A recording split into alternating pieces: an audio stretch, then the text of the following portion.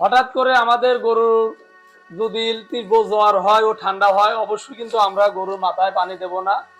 দিলে পারে কিন্তু বড় ক্ষতির কারণ হতে পারে, গরু স্ট্রোক করতে পারে। কি করব, আমরা গাওটা অবশ্যই ন্যাকড়ায় দিয়ে মোছা দেব, মাথায় অবশ্যই পানি আমরা দেব না।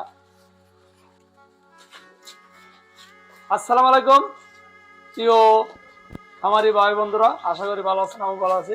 আজকে কি বিষয় নিয়ে আলোচনা করবো, অবশ্যই ভিডিওর থাম্বনেল টাইটেল দিয়ে বুঝতে পেরেছি কি বিষয় নিয়ে আলোচনা হবে। আজকের যে বিষয় নিয়ে আলোচনা হবে সেটা হচ্ছে গিয়া, হঠাৎ করে গরুর যদি জ্বর ও ঠান্ডা দেখা যায়, এটা কিন্তু বড় ক্ষতির কারণ।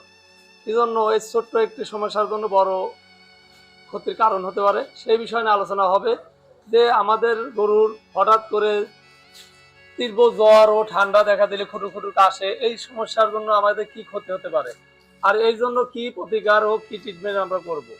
সেটা হচ্ছে কি, আমাদের গরু যদি আমরা দেখি হঠাৎ করে গরুর গায়ে প্রচন্ড জ্বর, তাহলে আমরা কি করব। এই গরুটা কিন্তু আমি সকালবেলা দেখছি যে হঠাৎ করে জ্বর, তাহলে হঠাৎ করে জ্বর ও হালকা কাশি থাকলে এবার আমরা কি করব। গরুটাকে প্রথম আমরা অবশ্যই তাপমাত্রা দেখবো যে আর শরীরে জ্বর কতটুকু আছে, তাপটা মাপবো। আমরা যদি না পারি, অবশ্যই একটা ডাক্তার, ভেটেরিনারি ডাক্তার ডেকে আনবো, এনে ওর তাপটা আগে দেখবো আমরা। যদি তাপ নিয়ন্ত্রণে থাকে ও হালকা জ্বর থাকে, তাহলে আমরা কিন্তু প্রাথমিক চিকিৎসা দেব। আমরা যদি নিজেরা তাপটা দেখতে পারি, আর যদি না পারি, তাহলে অবশ্যই আমরা ডাক্তার আনবো, এনে আগে টেম্পারেচারটা মাপবো। মাপার পর যদি সাধারণ স্বাভাবিক থাকে, তাহলে আমরা কিন্তু হয়তো ফেনাডিল ও হাতে ফার্স্ট বেড এই ধরনের ট্রিটমেন্ট দেবো, ডেলিভারি গরু ঠিক হয়ে যাবে। আর যদি না বুঝতে পারি, তাহলে অবশ্যই একটা ভেটেরিনারি ডাক্তার ডেকে আনবো, এনে দেখবো। দেখার পর যদি অতিরিক্ত তাপমাত্রা থাকে, জ্বর বেশি থাকে, তাহলে অবশ্যই ইঞ্জেকশন দিতে হবে। এখন আপনার ট্যাবলেট দিয়ে কোনো কাম হবে না। এই জন্য অবশ্যই না বুঝলে পারে ডাক্তার ডেকে আনবেন। এই অবহেলা করবেন যে না এবি ঠিক হয়ে যাবে, তা কিন্তু অবশ্যই হবে না। এখন কিন্তু আপনার ফাল্গুন মাস শেষ হয়, চৈত মাস পড়তেছে, কি জন্য এখন ঋতু পরিবর্তন হইতেছে। এখন কিন্তু অবশ্যই আমরা খেয়াল রাখবো।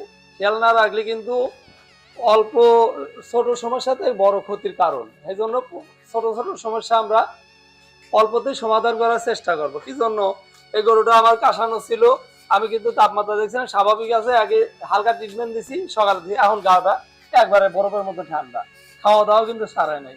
আর এই আপনার জ্বর ঠান্ডা এর থেকে কি কি লক্ষণ ও কি কি আরো অসুখ তার হাতে আপনার পেট হতে পারে। যখন আপনার এটা হবে, এখন পেট ফুলে যাওয়ার ভয় থাকে। ও আর একটা আমাদের ভয়ের কারণ হচ্ছে কি, আতঙ্কের কারণ, এটা হলো লাম্পিং। এটা কিন্তু যে কোনো জ্বর ঠান্ডা হলে পারে হের হাতে গরুটা দুর্বল হয়ে গেলে লাম্পিংটা এখন এসে অ্যাটাক করে। এই জন্য অবশ্যই আমাদের মধ্যে অনুরোধ থাকি, আপনাদের গরুর খামার যদি গরুর সুস্থ রাখতে চান, অবশ্যই আপনারা ট্রিটমেন্টটা অল্পতেই দিবেন। কি জন্য, অল্প যে কোনো সমস্যা অল্প আছে, এই ট্রিটমেন্টটা দিবেন। কিন্তু ট্রিটমেন্টের ব্যাপারটা আপনাদের আমি বললাম যে নিজেরা না বুঝলে অবশ্যই একটা ভেটেরিনারি ডাক্তার ডাকবেন, ডেকে আগেটা আপনার মাপবেন, আবার মাপার পর অবশ্যই আপনারা ট্রিটমেন্টটা দিবেন। আর তারপরে এটা প্রতিকারক কি, প্রতিকারক হচ্ছে কি, আমরা অবশ্যই গরুটা প্রাথমিক আমরা যেটা হচ্ছে গিয়ে হরবো, মানে পরিচর্যাটা সেটা হচ্ছে গিয়ে, আমরা গরুটা গাও ধোয়া দেবো। যখন জ্বরটা বেশি দেখা যাবে, মাথায় পানি দেবো না, অবশ্যই আমরা গাটা ভালো হয়ে ন্যাকড়া দিয়ে, ভেজা ন্যাকড়া দিয়ে গাটা মোছা দেবো। ঠিক আছে, এটা কিন্তু আমরা অবশ্যই হরবো, গরুটা যাবাবো না। যখন যে পর্যন্ত তাপটা ঠিক না হবে, এই পর্যন্ত গরুটা কোনো সময় আমরা যাবো না, যেটা আমরা খামারে করে থাকি প্রাথমিকভাবে। এই জন্য আমরা কিন্তু গাটা ভালোভাবে মোছাবো, মাথায় পানি দেবো না যে পর্যন্ত তাপটা না কমবে।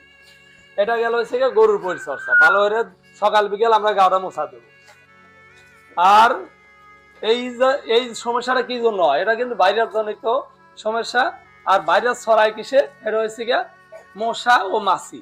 এই এখন শীত যা গরম আসতেছে, এখন কিন্তু খামারে প্রচুর পরিমাণ মশা হবে।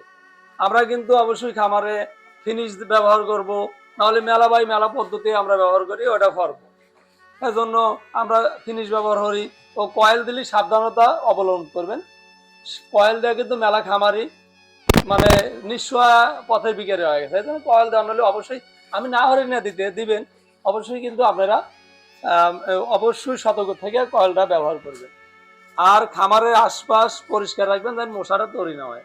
খামারের আশপাশ দিয়ে আপনার কীটনাশক 15 দিন পর পর স্প্রে হইবেন। খামারের বাইরে, ঘরে না, কিন্তু বাইরে দিয়ে হয়তো। আর পরিষ্কার রাখবেন খামারের আশপাশ, তাই মশাটা কম হবে। আর মাছি মারার জন্য আপনারা কিছু অবলম্বন করতে পারেন ট্রিটমেন্ট, যে মাছিটা যেন না হয়। সেই বিষয় না অবশ্য আরেকদিন একটা আলোচনা করবো। তাহলে যে বিষয় নিয়ে আলোচনা করলাম অবশ্যই বুঝতে পেরেছেন। আর বুঝতে না পারলে পারে অবশ্যই আপনারা কমেন্ট করে জানাবেন, আপনাদের আমি বোঝানোর চেষ্টা করবো।